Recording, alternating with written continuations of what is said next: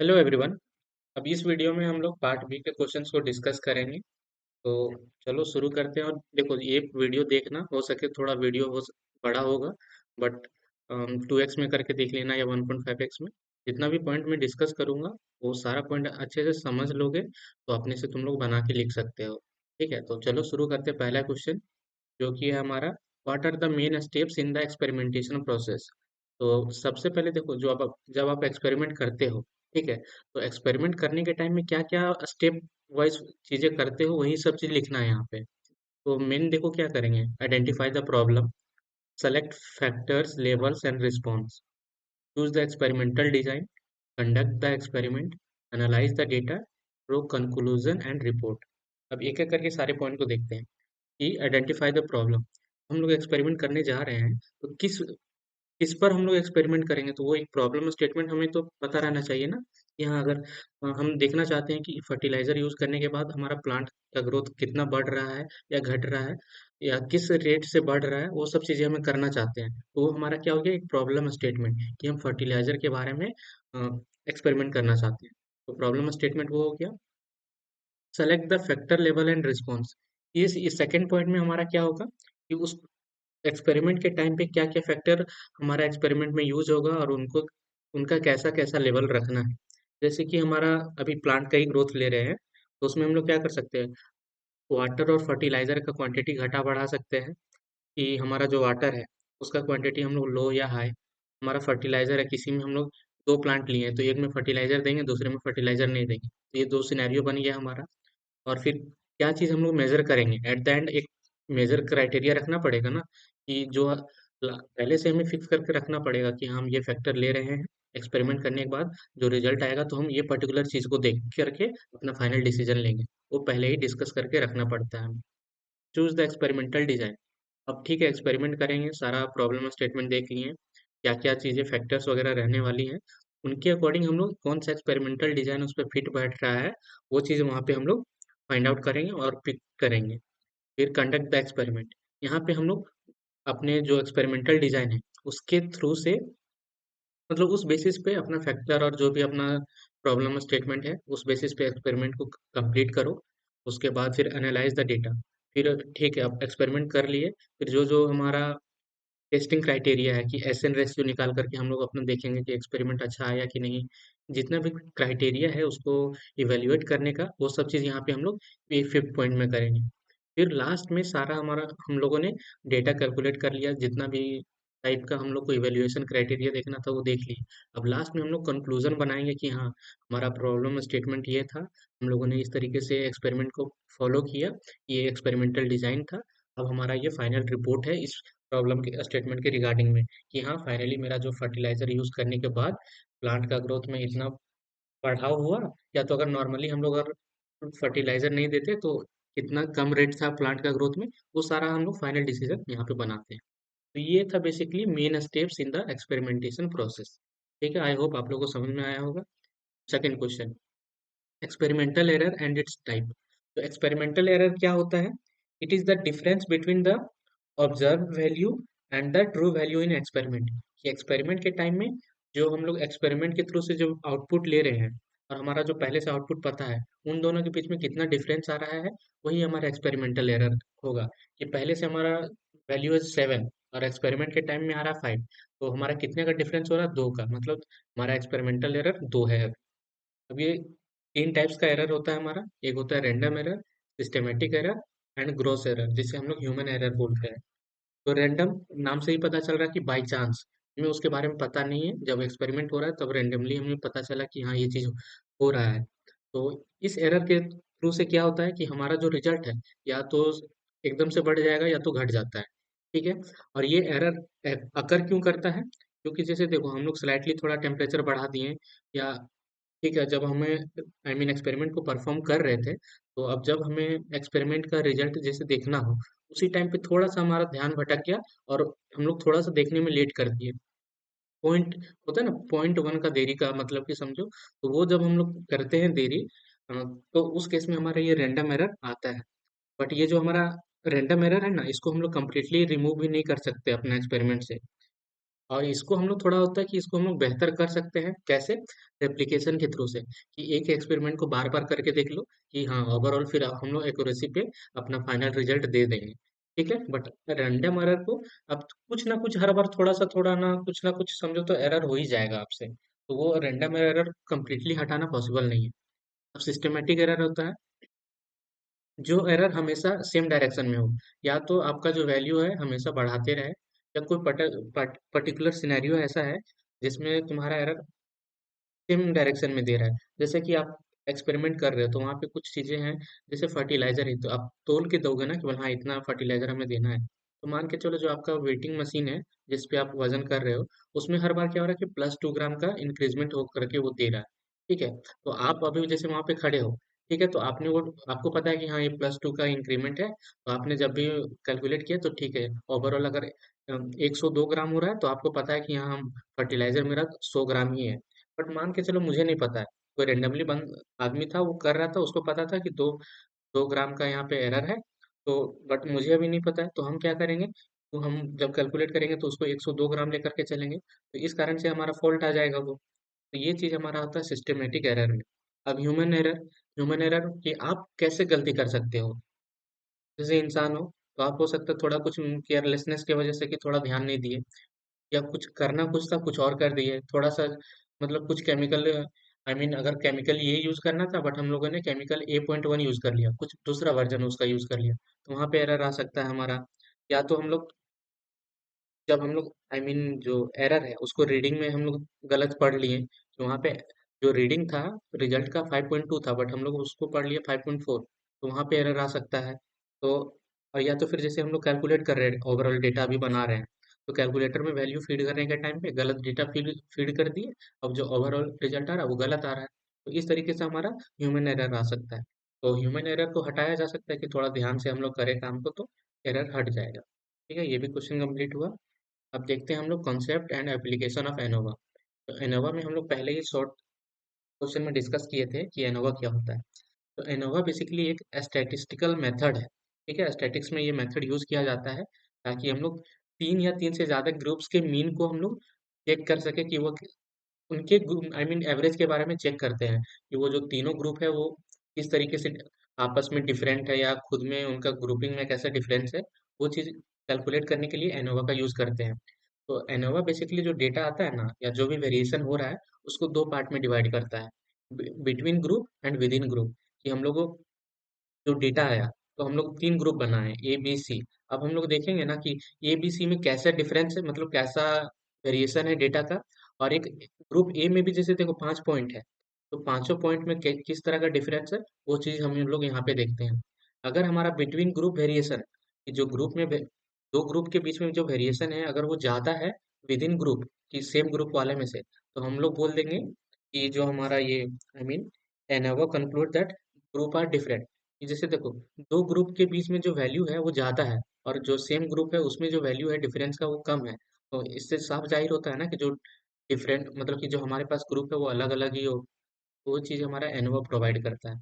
इसका एप्लीकेशन क्या कहाँ कहाँ आ सकता है, जैसे कि comparing the multiple treatment compare करने में। मल्टीपल ट्रीटमेंट मतलब कि एक्सपेरिमेंट, जैसे कि इसका डेफिनेशन में वही चीज लिखा हुआ है कि जैसे देखो आपको टेस्ट करना है कि तीन मेडिसिन हम लोग बनाए हैं, अब तीनों मेडिसिन में कौन सबसे बढ़िया काम कर रहा है। या तो आप टीचर हो, ठीक है, आप टीचर हो तो आप आई मीन तीन टेक्निक यूज कर रहे हो पढ़ाने का, कि एक बार एग्जाम्पल के साथ पढ़ा रहे हो, एक न्यूमेरिकल बता रहे हो, एक बार विजुअल के साथ बता रहे हो कि हाँ ये डायग्राम है ये सारा सिनेरियो है। तो अब क्या किए तीनों बार अलग अलग स्टूडेंट ग्रुप को पढ़ाए, ठीक है, अब तीनों का एग्जाम ले रहे हो उसके अकॉर्डिंग फिर मार्क्स एवेल्यूट करके देख रहे हो कि हाँ कैसे आया है कि नहीं। तो यहाँ पे क्या हुआ कि तीनों टेक्निक को एक बार में ये इवेल्युएट करने के लिए हेल्प करता है। और क्वालिटी कंट्रोल एंड मैन्युफैक्चरिंग, कि जैसे आप एक इंडस्ट्री में हो, ठीक है, इंडस्ट्री में हो, अब देखना चाहते हो कि मशीन, मतलब जैसे कुछ प्रोडक्ट बनाते हैं हम लोग, ठीक है, तो उस प्रोडक्ट बनाने के टाइम में कि मशीन का सेटिंग क्या रखें हम लोग कि अगर, और वहाँ पे अगर टेम्परेचर यूज हो रहा है और कोई मटेरियल यूज हो रहा है तो वहाँ पे मतलब टेम्परेचर का क्या क्वांटिटी रखें या मटेरियल का क्या क्वांटिटी रखें ताकि हमारा जो आउटपुट है वो बेटर रहे। तो वो हम लोग वहाँ पे तीन चार वेरिएशन मशीन स्पीड का हम लोग चेक कर सकते हैं कि अगर पर्टिकुलर पाँच आई मीन पर्टिकुलर समझो मशीन का स्पीड 5 है, फिर दूसरा 6 है, 7 है, तो तीनों वेरिएशन में देख लेंगे कि कौन सा स्पीड पे बेटर रिजल्ट दे रहा है हमारा। फिर एग्रीकल्चर हो गया, एग्रीकल्चर में हम लोग देख ही सकते हैं कि जैसे हमारा जो क्रॉप लगा रहे हैं, दाना जो भी है बीज, ठीक है, तो उस बीज में हम लोग अलग अलग फर्टिलाइजर यूज करके देख लेंगे कि किस फर्टिलाइजर पे हमें ज्यादा प्रोडक्ट मिल रहा है। और फिर एजुकेशन में वही हम लोग डिस्कस कर लिए कि teaching method, marketing and business में वहाँ पे क्या आएगा हमारा कि हम लोग कंपेयर कर सकते हैं आई मीन कस्टमर का रिस्पॉन्स का किस किस क्राइटेरिया पे, कि अगर कोई क्लॉथ है, ठीक है, आई मीन कोई शर्ट है, तो शर्ट है तो उसका प्राइस इतना रख रहे हैं, उस पे हम लोगों ने कुछ ऐड चला दिया अभी और कुछ स्ट्रेटेजी बनाए हैं, ठीक है, और डिस्काउंट भी दे दिए हैं, तो उस बेसिस पे हम लोग देखेंगे कि सारा देखो अलग अलग क्राइटेरिया था, फैक्टर था, उस बेसिस पे देख रहे हैं कि हाँ हमारा कितना सेल हो रहा है नहीं हो रहा है वो सब चीजें। मेडिसिन एंड हेल्थ केयर वाला भी पार्ट अभी देखे कि अलग अलग सेम सेम बीमारी एक पर्सन को, और हम लोग तीन जैसे तीन पेशेंट है हमारे पास, उनको सेम बीमारी है और सेम मेडिसिन देना है, लेकिन हम लोग क्या करेंगे, मेडिसिन का क्वांटिटी अलग अलग देखेंगे, दे देंगे, ठीक है, किसी को 1 मिलीग्राम देंगे, किसी को 2 मिलीग्राम, किसी को 3 मिलीग्राम, अब देखेंगे कि कौन सा क्वांटिटी पे बेटर रिजल्ट आ रहा है हमारा। तो ये हमारा हो गया इनोवा का पार्ट कंप्लीट। अब देखो हमारा है क्वांटिटेटिव और क्वालिटेटिव एक्सपेरिमेंट। तो ये क्वांटिटेटिव का मतलब ही होता है नंबर, और क्वालिटेटिव का मतलब होता है कि कोई डिस्क्रिप्शन या कैटेगरी, ठीक है, तो हम लोग ऐसा एक्सपेरिमेंट परफॉर्म कर रहे हैं जिसमें फाइनल आउटपुट हमारा एक नंबर आएगा, ठीक है, और क्वालिटेटिव में एक हमारा समझो कैटेगरी आ गया या कोई सिंगल वर्ड आया या कुछ डिस्क्रिप्शन हमें मिला, तो ये एक्सपेरिमेंट होता है। अब एक एग्जांपल देखो, जैसे कि हम लोग अब इतने ही पॉइंट है तो इसको आंसर को बड़ा कैसे करते हैं वो देखो। यहाँ पे पहला ये जो क्वांटिटेटिव है इसके बारे में, that involves the measurement of variables in numerical form, कि जो मेजरमेंट भी होगा तो न्यूमेरिकल फॉर्म में उसको चाहिए। They are carried out when the researcher want to obtain measurable data, ठीक है, मेजरेबल न्यूमेरिकल डेटा जब उसको चाहिए। और फिर द एक्सपेरिमेंट, और ये सब एक्सपेरिमेंट क्या करेगा, क्या क्या चीज यूज करके ये वैल्यू लाता है, कोई थर्मामीटर यूज करता है, कोई वेटिंग मशीन यूज करता है, कोई टाइमर यूज करता है, कि जो हमारा मेजरमेंट का वैल्यू है वो भी नंबर में आए हमारा। तो इसके थ्रू से हम लोग क्या कर सकते हैं, कोई नंबर वाला जितना भी टेस्ट लगता होगा, टी टेस्ट हो गया, एनोवा टेस्ट हो गया, या तो फिर हमारा मीन हो गया, वेरिएंस हो गया, ये सब निकालने के लिए फिर हम लोग यूज करके अपना फाइनल आउटपुट देंगे। ठीक है, तो ये हमारा हो गया क्वांटिटेटिव एक्सपेरिमेंट। अब देखो क्वालिटेटिव एक्सपेरिमेंट, यहाँ पे हम लोग डिस्क्रिप्शन कैटेगरी बेस पे काम करते हैं। जैसे कि लास्ट में हम लोग फर्टिलाइजर हम लोग यूज किए अपने प्लांट पे, अब लास्ट में देखेंगे कि जो प्लांट है वो ग्रो कर गया, ठीक है, लेकिन उनके जो लीव्स है ना उन पे अलग अलग टेक्सचर है, कि कोई प्लांट मतलब उसका प्लांट का लीफ है वो आई मीन स्मूथ है, कोई रफ है, तो उस तरीके से हम लोग यहाँ पे देखते हैं, आई मीन कंक्लूड करते हैं यहाँ पे। क्वेश्चन नंबर 5 है type 1 error and type 2 error in hypothesis testing. अब देखो हाइपोथेसिस टेस्टिंग करते हैं तो उसमें हम लोग क्या करते थे कि हम लोग पॉपुलेशन का बारे में बताते थे, ठीक है, कि समझो 100 हमारे पास 1 लाख आदमी है, उनके बारे में बताना है, बट हम लोग क्या कर सकते हैं, 1 लाख आदमी के ऊपर हम लोग रिसर्च या एक्सपेरिमेंट नहीं कर सकते, तो हम लोग क्या करेंगे, 100 आदमी को रैंडमली उठाएंगे और उनको उनके ऊपर एक्सपेरिमेंट करेंगे, और फिर हम लोग फाइनली 1 लाख के बारे में बता देंगे कि हाँ ये 100 आदमी के ऊपर इस तरीके से डेटा या हमारा एक्सपेरिमेंट काम कर रहा है, तो 1 लाख आदमी के ऊपर भी ऐसा ही सिनेरियो होगा। तो देखो आप 1 लाख आदमी के बारे में बता रहे हो और 100 आदमी को पिक कर रहे हो, तो हो जाहिर सी बात है कि कुछ ना कुछ एरर आएगा ही। यही सब एरर हमारा होता है, जो कि हम लोग दो टाइप में डिवाइडेड है, टाइप 1 एरर और टाइप 2 एरर। टाइप 1 एरर को हम लोग बोलते हैं फॉल्स पॉजिटिव, ठीक है, यहाँ पे हम लोग क्या करते हैं, हाइपोथेसिस टेस्टिंग में देखो दो चीज हम लोग करते थे, नल हाइपोथेसिस रखते थे और एक अल्टरनेट हाइपोथेसिस। तो यहाँ पे हमारा क्या होता है ना, कि जब हमारा A type 1 error occurs when we reject the null hypothesis when it is actually true, कि हम लोगों ने नल हाइपोथेसिस को रिजेक्ट कर दिया जबकि वो सच में सही था। अब इसका एग्जांपल क्या है, कि हम लोगों ने एक मेडिसिन को टेस्ट किया और सच्चाई ये था कि वो मेडिसिन काम नहीं किया, ठीक है, वो मेडिसिन काम नहीं किया, बट हम लोगों ने डिसीजन क्या ले लिया, गलत तरीके से या किसी के दबाव में हम लोगों ने ये डिसीजन ले लिया कि ये जो मेडिसिन है वो काम कर रहा है, ठीक है, तो ये हमारा होता है टाइप 1 एरर। क्योंकि अभी जैसे मेडिसिन के बारे में ही है, तो हम लोग दो अजम्पशन बनाते हैं, एक नल हाइपोथेसिस और एक अल्टरनेट हाइपोथेसिस। नल हाइपोथेसिस में रखते हैं कि that the medicine is not working, और अल्टरनेट में लिखते हैं कि द मेडिसिन इज वर्किंग। तो यहाँ पे हम लोग क्या किए कि हम लोग किसी के दबाव में जा करके अल्टरनेट हाइपोथेसिस को सही बोल दिए और अपना जो नल हाइपोथेसिस था उसको गलत बता दिए। तो ये होता है हमारा टाइप 1 एरर में।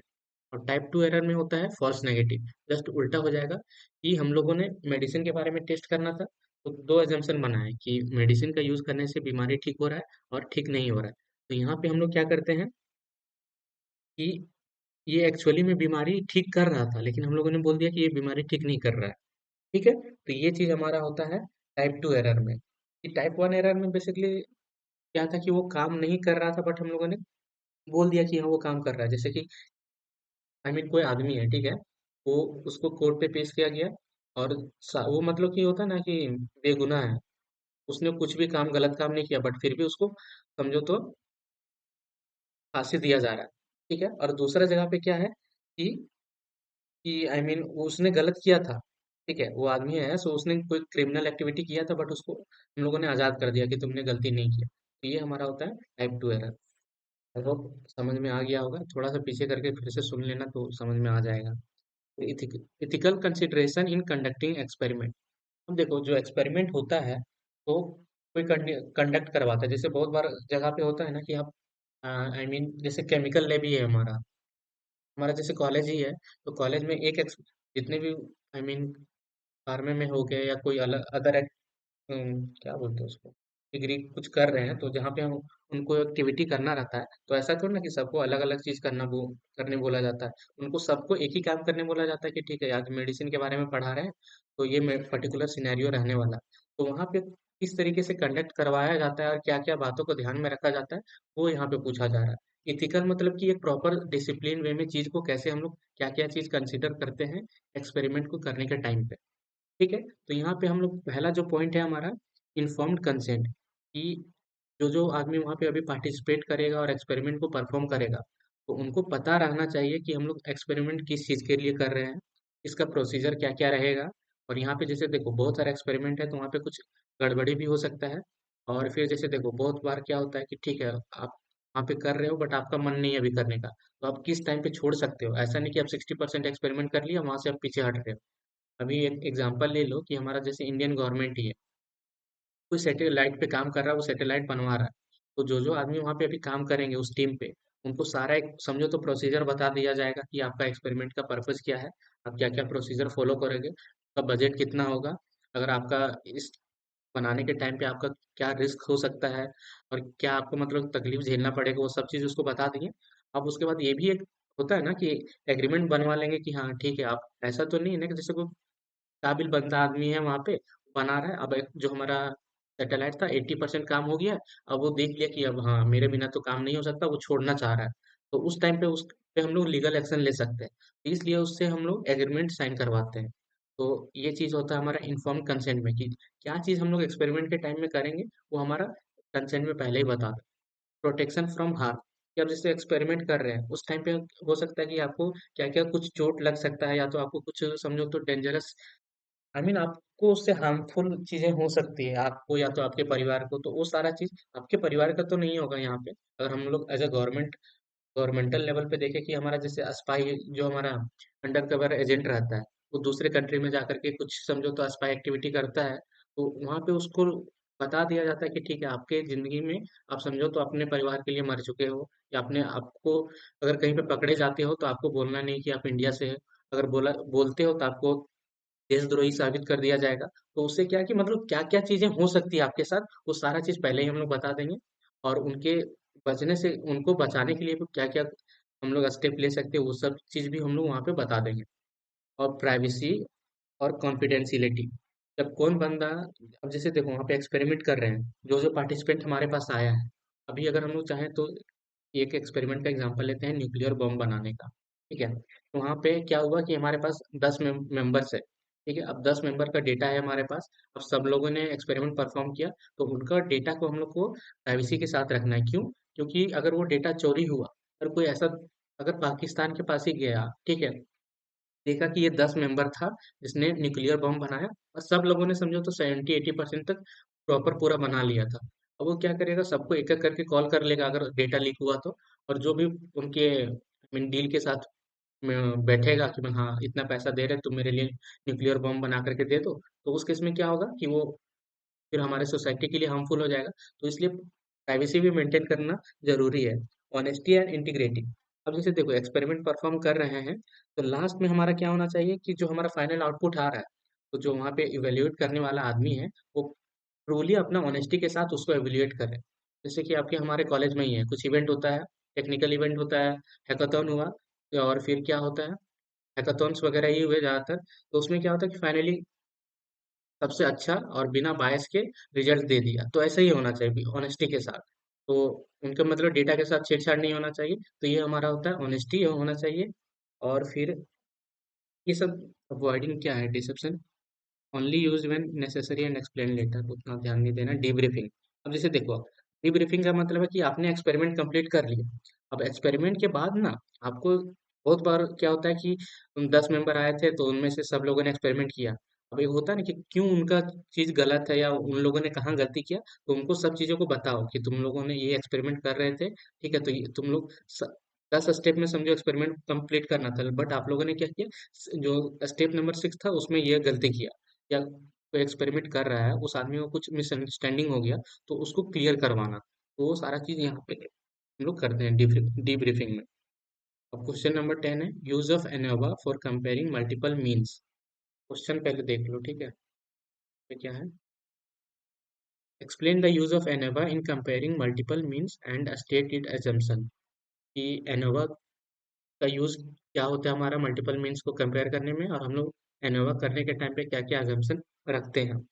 एनोवा क्या है हमारा, जहाँ पर हम लोग तीन या तीन से ज्यादा ग्रुप के मीन्स को चेक करते हैं, और यहाँ पे हम लोग देखते हैं कि तीनों ग्रुप में किस तरह का डिफरेंस है, कि या सच में वो तीनों ग्रुप अलग है कि नहीं है, या अलग है तो किस लेवल पे अलग है, कितना डिफरेंस है, वो सारा चीज यहाँ पे देखते हैं। और हाउ एनोवा वर्क वो भी चीज हम लोग देखे हैं अभी ये पार्ट में। ये देखो क्वेश्चन को रिलेट करके पढ़ोगे ना तब समझ में आएगा। जैसे कहाँ पे गया अभी, कहीं पे तो एनोवा के बारे में डिस्कस किए थे अभी हम लोग, ये छोड़ो अभी। ये देखो एनोवा हमारा दो ग्रुप में डिवाइड करता है वैल्यूज को, बिटवीन ग्रुप और with in outside the group. अभी शायद हम लोग देखे थे, ठीक है। तो यहाँ पे हमारा क्या होता है, बिटवीन ग्रुप में हुआ कि दो ग्रुप के बीच में किस तरह का वेरिएशन है वो पता करो, और एक सेम ग्रुप में किस तरह का वेरिएशन है ये हमें पता करने का बताता है। अगर हमारा between group variation is much larger than within group variation, तो हमारा जो एनोवा है वो क्या बोलेगा, the means are significantly different and the groups are different. तो वो कंक्लूजन में ये आ जाएगा कि अब हमारा एजम्पशन क्या रहता है एनोवा के टाइम पे, उस समझो। एनोवा के टाइम पे हमारा रहता है तीन ऑब्जर्वेशन बेसिकली, या एजम्पशन बोलो, कि इंडिपेंडेंस, नॉर्मेलिटी और होमोजेनिटी। ठीक है, इंडिपेंडेंस मतलब कि आप एक एक्सपेरिमेंट कर रहे हो, तो ऐसा नहीं कि आप एक ग्रुप आदमी के ऊपर ही वो एक्सपेरिमेंट परफॉर्म करोगे, आप मल्टीपल ग्रुप्स के बीच में वो एक्सपेरिमेंट परफॉर्म करोगे। तो जो ग्रुप सेलेक्ट करेंगे ना, तो इंडिपेंडेंट होना चाहिए, ऐसा नहीं कि ये ग्रुप का आदमी है और उस पर एक्सपेरिमेंट किए हम लोग, ठीक है। अ, उसके बाद ऐसा नहीं होना चाहिए कि दूसरे के साथ उसका कांटेक्ट करवा दे, उसके बाद फिर वो क्या करे कि हाँ उसको टिप्स दे दे कि हाँ ये जैसे भी वाइवा ही होता है हमारा, ठीक है। तो वाइवा हो रहा है तो वहाँ पे क्या होता है कि एक बार एक ट्रिप बच्चा हमारा चल जाता है एग्जाम देने के लिए, फिर जो बाहर आता है तो क्वेश्चन बता देता है कि हाँ ये क्वेश्चन आया है। तो सेकंड टाइम के लिए क्या हो गया, फेमिलियर हो गया थोड़ा कि कैसा माहौल है, तो उस हिसाब से वो एक्सपेरिमेंट परफॉर्म कर रहा है हमारा। तो वहाँ पे क्या हो गया कि वो इंडिपेंडेंट नहीं हो गया, वो डिपेंडेंट हो गया। अगर ऐसा होता कि ठीक है एक बार जो बच्चा देने गया एग्जाम, फिर क्वेश्चन पेपर ही अलग है और वो बातचीत नहीं कर सकता दूसरे से, तब वहाँ पे हमारा इंडिपेंडेंस होगा। और नॉर्मेलिटी मतलब कि जो डेटा है वो हमारा, आई मीन यहाँ पे the data in each group should be approximately normally distributed, कि जो डेटा का वेरिएशन है ना वो इक्वली रहे, ऐसा नहीं कि किसी में ज्यादा वेरिएशन है डेटा का, किसी में कम है। और एक होता है हमारा homogeneity of variance, the variance in all group should be रफली द सेम, कि जो हर ग्रुप में, ये नॉर्मेलिटी हो गया कि each group data should be रफली वेल सेम। ये नॉर्मेलिटी में ना जो डेटा होता है हमारा है,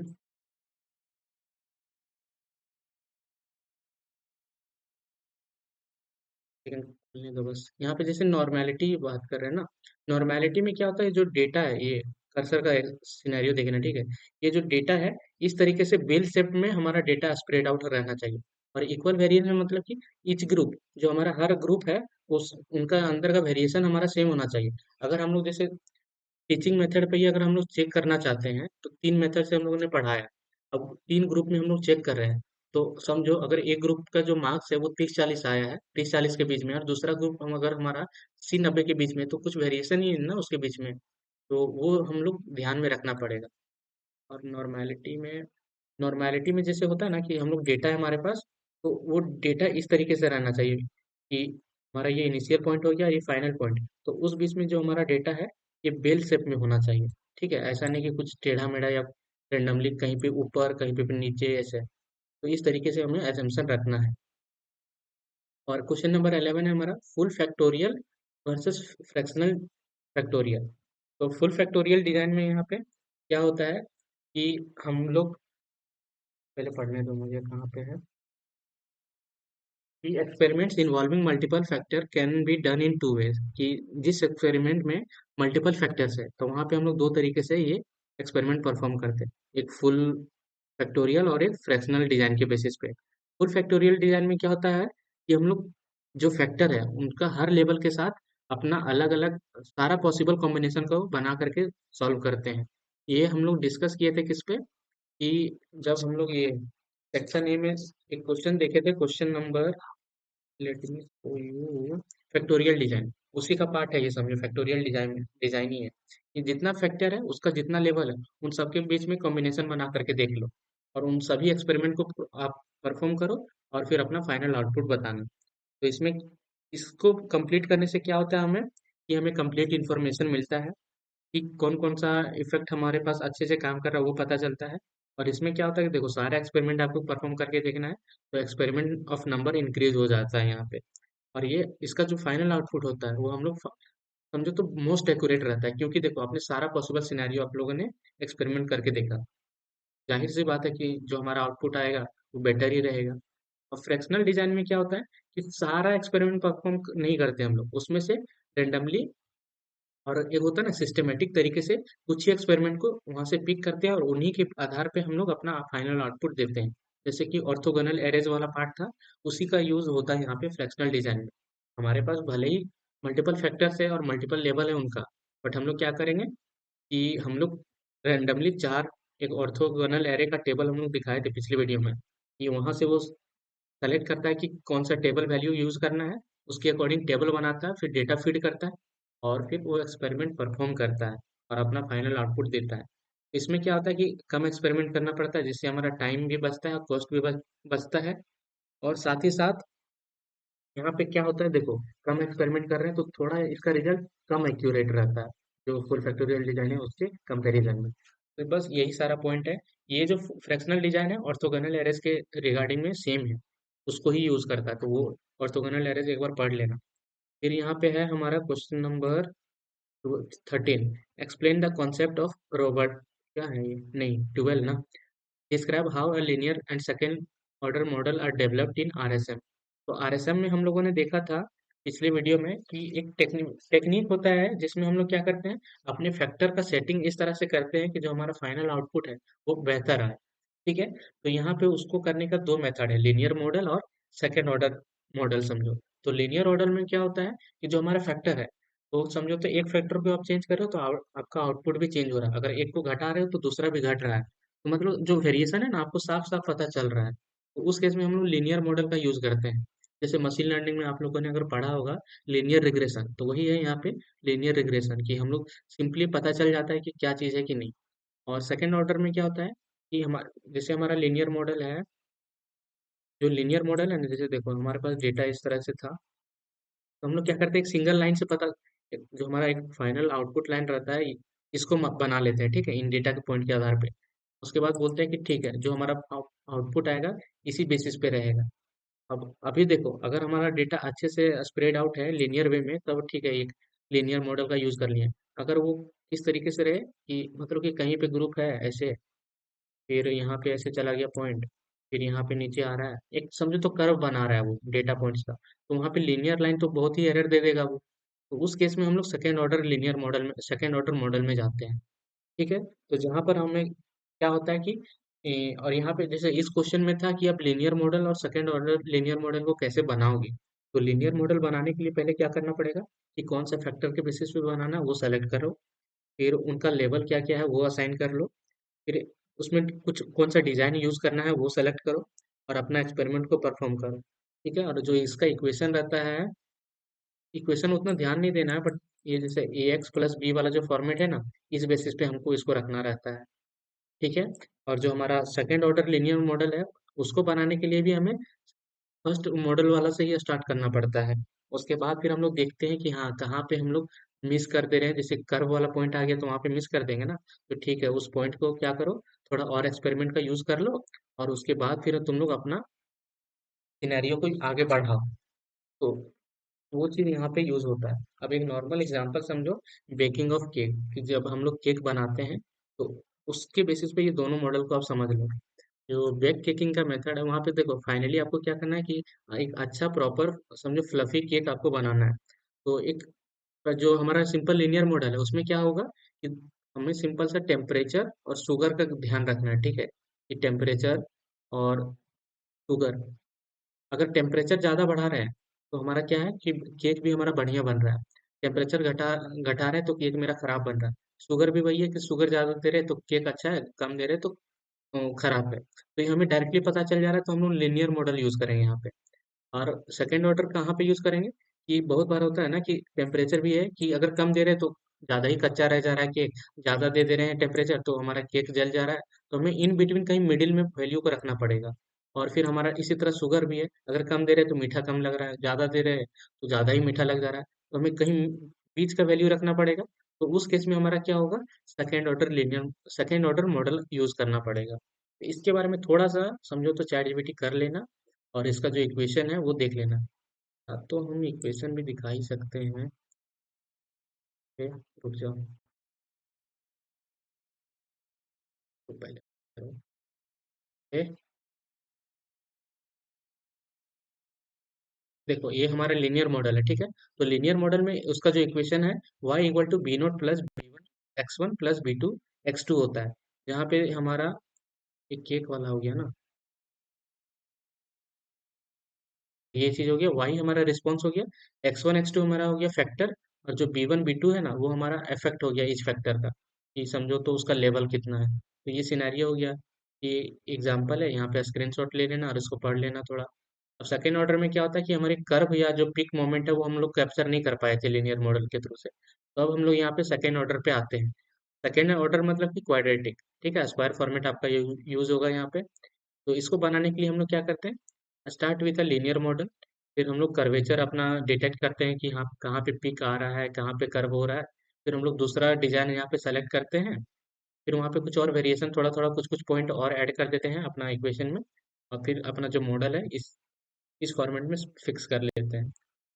फिर हम लोग अपना आउटपुट बता देते हैं। तो when second model order is used, कि जब हमें ऑप्टिमाइजेशन करना रहता है, जब हमारे जो डेटा है या हमारा एक्सपेरिमेंट है वहाँ पे कर्वेचर आ गया है, एक मोमेंट है, और for fine tuning the best setting of factor, तो उस चीज़ के लिए हमारा ये सेकेंड ऑर्डर आता है।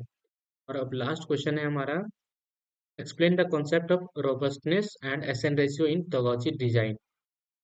चलो यहाँ पे, तो देखो तोगोची मेथड में क्या होता था कि जो हमारा प्रोसेस था उसको हम लोग कंसिस्टेंट बनाने के लिए इस तरह का सेटिंग रखते थे, ताकि जब हमारा वेरिएशन हो हमारा फैक्टर्स में, तब भी हमारा जो रिजल्ट है वो कंसिस्टेंट रहे। ठीक है, उसके लिए ना हमारे पास दो की पॉइंट आता है, रोबस्टनेस और एसएन रेशियो। तो रोबस्टनेस क्या बोलता है, the process is robust if it give good and consistent performance even when there is noise। कि जब हमारे पास कुछ नॉइज मतलब कि अनकंट्रोलेबल वेरिएशन, कि मतलब कुछ ऐसा फैक्टर है जिसका हम लोग कंट्रोल नहीं कर सकते। ये समझो तो ये सनलाइट है, तो सनलाइट के हम लोग ठीक है रख सकते हैं कि हाँ ज्यादा धूप है, बट कितना वेरिएशन है, कभी कितना ज्यादा धूप आ जाएगा कि नहीं आएगा, वो चीज हमारे कंट्रोल में नहीं है।